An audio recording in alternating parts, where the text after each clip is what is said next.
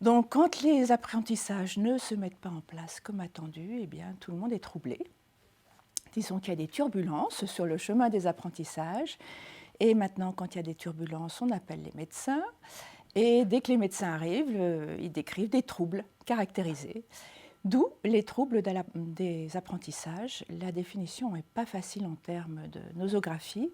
Il y a une définition assez consensuelle entre les professionnels que je peux vous donner.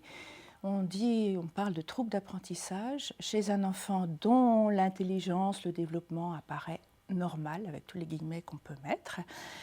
Et dans un des domaines, par exemple la lecture, le calcul, l'écriture, eh bien, il aurait à peu près 1 ou 2 ans de retard.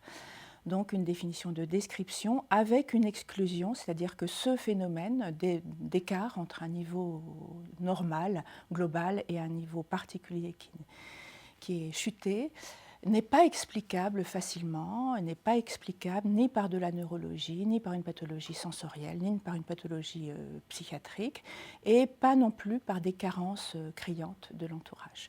Donc c'est une définition descriptive et une définition avec beaucoup d'exclusions.